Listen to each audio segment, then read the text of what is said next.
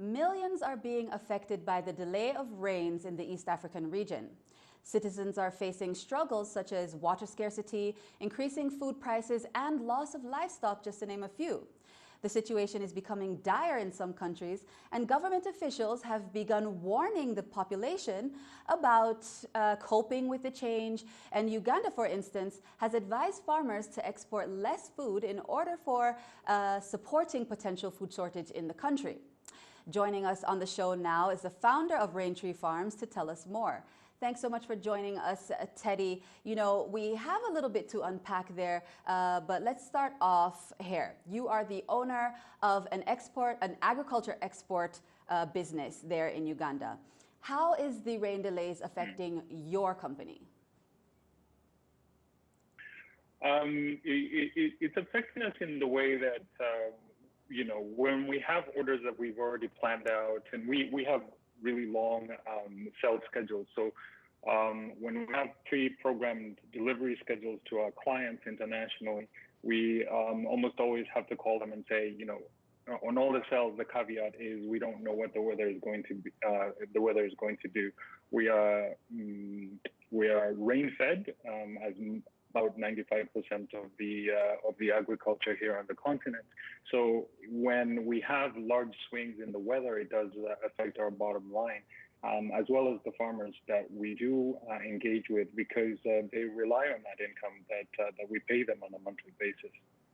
Right. So I wanted to actually ask you about that. It seems as though, you know, in your company profile, your company really prides itself on treating farmers well, on offering sustainable jobs, fair income, you know, so is this changing that relationship at all? Are you doing something else in order to sort of fill that gap that has been formed by low production? Well, we are heading in that direction. At the moment, we're focused mainly on one single crop, and good enough that it's a perennial and it's climate resistant, so we don't have to replant it every season or worry about it dying out. However, in terms of sustainability of the business, we have to look at diversification into other product verticals to mitigate some of the effects of climate change. In other words, we need to plant crops that mature at different times in the seasons, whether or not the rain has come, to make sure that we have revenue that's continuing to come in that we can use to engage with our farmers, as well as expand our supply chain.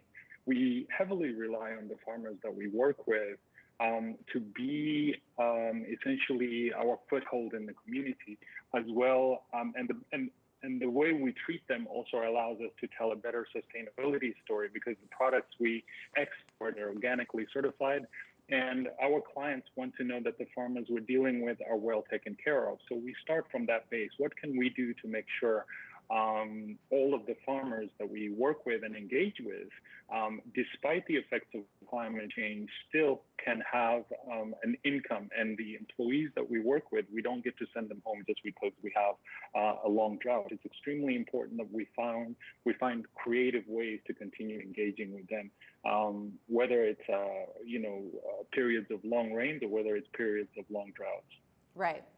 What, since you started your business in 2015, have you had any extreme weather circumstances like this? Like, have you had any rain delays or any such problems within production since you've started? And what are you expecting to be coming up next? You know, next year, are you going to be preparing in a different way just to sort of, preempt some other thing that may happen? Yeah, so we have been noticing a change in the seasons. Our production season normally begins at the beginning of April, after the predictable rains that normally was supposed to start in early March or mid-March, but now they're extending all the way into April. So our production season gets pushed later and later into the year. Because we're rain-fed, we have a programmed low production activity between December and March. However, one of the ways we're looking at mitigating the effects of caused by prolonged drought is to I know this doesn't make any sense, but we definitely need to add more farmers to our network that will allow us to continue production through part of the dry season, so that we can shorten the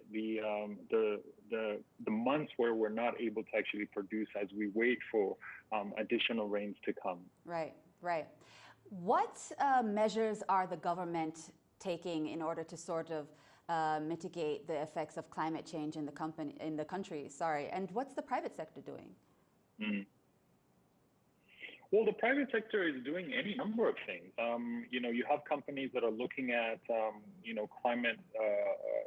climate resilient seeds, more enhanced seeds for things like maize and groundnuts, etc. For the food crops.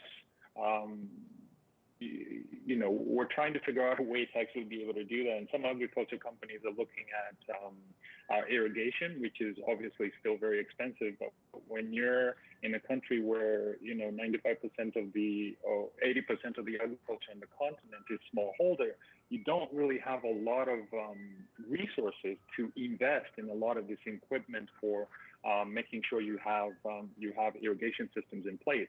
So from that perspective, we really need a lot of engagement from government entities to educate farmers and keep them informed on when is the best time to actually plant, when is the best time to harvest, or at least to project out, hey, this is how the weather is going to be for this year or this season. Real-time information is probably a lot more helpful than any other government intervention that is actually going to come.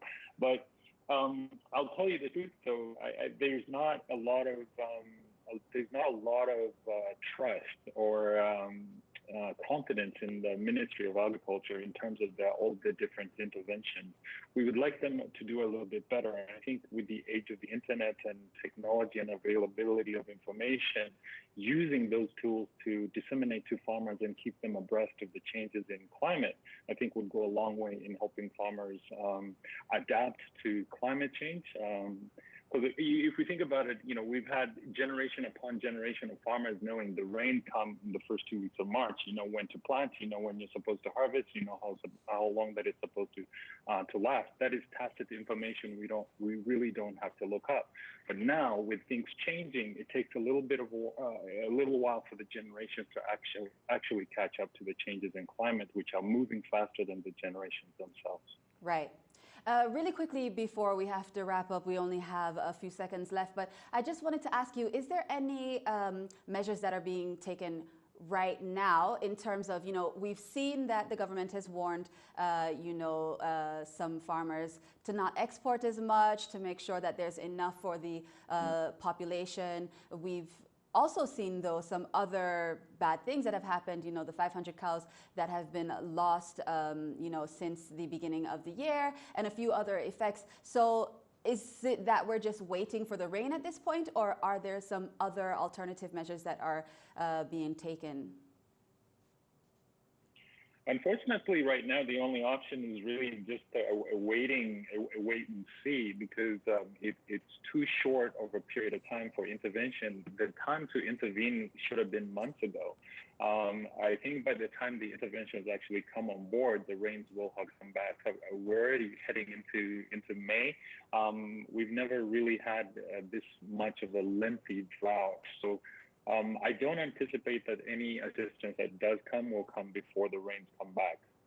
However, we should use this as a lesson in terms of preparedness to make sure that we have better programs that can be ready to go as soon as the dry season starts, so that farmers know exactly when the rains will be coming back that season and plan accordingly.